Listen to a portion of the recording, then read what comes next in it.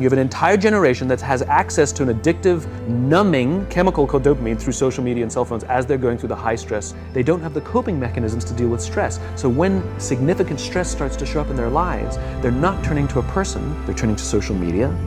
They're turning to these things which offer temporary relief. We know, the science is clear, we know that people who spend more time on Facebook suffer higher rates of depression than people who spend less time on Facebook. That's a problem. That's an addiction. If you're sitting in a meeting with people you're supposed to be listening to and speaking, and you put your phone on the table, you're just not that important to me. Right? So you have an addicted generation that doesn't have the skill set to ask for help. Combined with the fact that they're so good at Facebook and Instagram, they're good at putting filters on everything. So they're good at showing you how smart and strong they are. These kids who commit suicide, you go look at their Instagrams, you would have no clue that they were depressed. This phenomenon is called digital kidnapping, and yes, it is as scary as it sounds. As parents, we love to take photos of our kids and post them. It's a great way to keep our family and friends in the loop. But now experts are issuing this new alert that bad guys are using our posts against us to track our children. This morning, you're about to see how they do it, plus the simple setting on your phone that you can change right now to protect your family. Your baby's hatching. From Facebook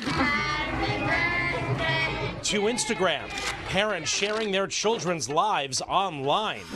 But now the new world crime, digital kidnapping, predators stealing your kids' photos and spreading them online. This stranger posting on Facebook claiming this girl was his daughter. In another recent case, a child's photo was tagged on a porn site. Turns out, most of us are putting our own families at risk, and we have no idea. Happy Thursday! You post all the time. Yeah, I like to post about the kids. That's Michelle and Reese. They think we're doing a general story about social media. What they don't know?